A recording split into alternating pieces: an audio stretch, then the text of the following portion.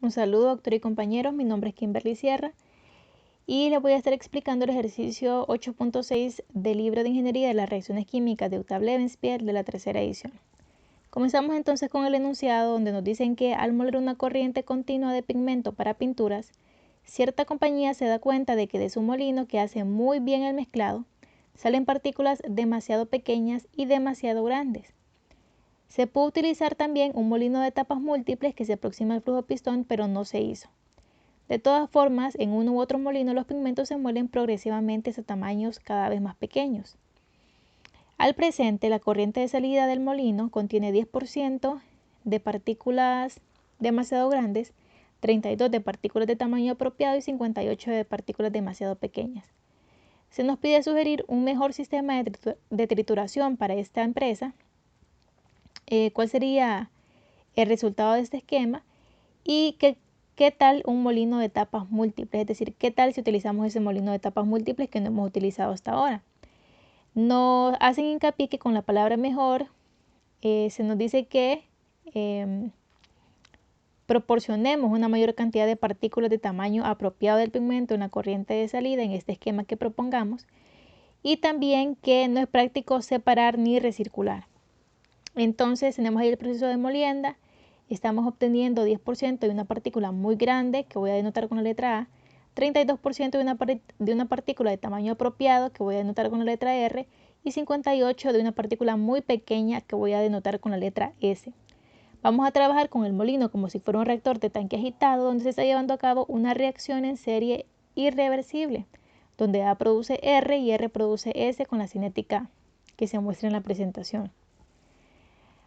Para poder plantear un esquema de una mejora del esquema de operación, vamos a hacer un análisis cualitativo y uno cuantitativo. Comenzando con el cualitativo. La distribución de productos en reacciones en serie reversibles básicamente está dividida en dos casos. Cuando tenemos una máxima formación de R, que es el que pasa cuando el contenido dentro del reactor permanece homogéneo, variando su composición lentamente en el tiempo, y cuando tenemos una mínima formación de R, que esto pasa cuando el contenido que ya se ha convertido dentro del reactor se mezcla continuamente con contenido que no se ha convertido aún. Es decir, estoy mezclando fluidos con diferentes grados de conversión. A partir de estos dos casos se deriva una regla que se utiliza en este tipo de sistemas cuando queremos nosotros maximizar la producción de ese producto intermedio R. Y nos dice que la máxima cantidad de producto intermedio en una reacción en serie irreversible se obtiene cuando los fluidos de diferentes composiciones, es decir, distintos grados de conversión, no se mezclan. Es decir, que si yo quiero obtener una máxima producción de R, debo procurar no tener este sistema de mezcla continuo. Por eso se prefieren los reactores intermitentes y de flujo pistón, porque en estos reactores no hay mezcla de las corrientes de fluido de composición distinta que un reactor de tanque agitado, donde sabemos nosotros que el componente puro A continuamente se está mezclando con el fluido que ya ha reaccionado dentro del reactor. Es así que a partir de esta teoría, entonces analíticamente se propone un esquema de mejora, donde si el objetivo es producir R, entonces idealmente deberíamos trabajar con un molino que no trabaje como reactor de tanque agitado. Sin embargo, el molino que se tiene en la empresa actualmente trabaja de esta manera. Entonces lo que podríamos hacer nosotros para reducir el mezclado sería entonces disminuir el tiempo de residencia dentro del molino o dentro del reactor. Y eso lo podemos hacer nosotros solo fijándonos en base a cómo está definido ese tiempo de residencia, aumentando lo que es el flujo de alimentación en la entrada, ¿no? Algo que podríamos hacer también, que sería muchísimo mejor, es utilizar ese reactor que tenemos nosotros de tapas múltiples, porque es el que se aproxima al reactor de flujo pistón, que es el ideal para este tipo de aplicación. Ahora bien, el análisis cuantitativo básicamente se va a basar en encontrar la concentración a la salida del molino trabajando de tres diferentes maneras. La primera es como lo está haciendo hasta ahora. La segunda es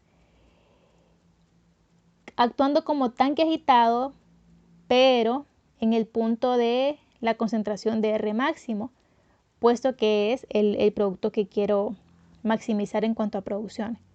Y la tercera es este molino funcionando como un reactor de etapas múltiples o de flujo pistón. Es así entonces que vamos a suponer ciertas cosas porque no nos dan tantos valores numéricos para poder trabajar, pero bajo ciertas suposiciones podemos sí trabajar el ejercicio. Vamos a suponer que entonces que entra una concentración de A al molino de 100 mol por litro y vamos a tomar los datos que nos dieron de la salida del molino como concentraciones a la salida del reactor. Puedo obtener yo o calcular mi conversión de A, que es de 0.9, y calcular esa relación de CR entre CA sub 0 menos CA, que es el rendimiento fraccional de R. Y con estos dos valores yo me voy a auxiliar de esa figura 8.6 y esas líneas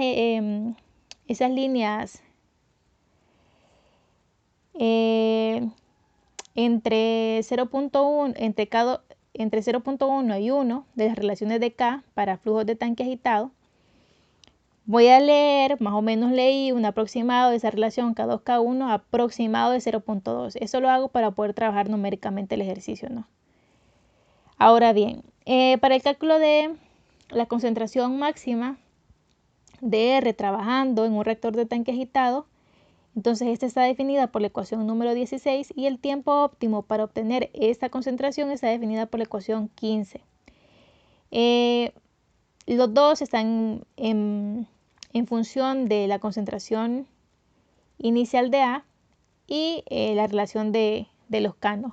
Entonces básicamente para el cálculo de R máxima simplemente sustituyo numéricamente en la ecuación y obtengo así 47.7458 mol por litro. Para calcular la concentración de A en este punto de R máximo, para el reactor de tanque agitado, CA sobre CA sub 0 está definido como 1 entre 1 más K1 por el tau M. Ese tau M lo vamos a sustituir por el tiempo óptimo. Algebraicamente se reacomoda para directamente poder utilizar el K1 sobre K2.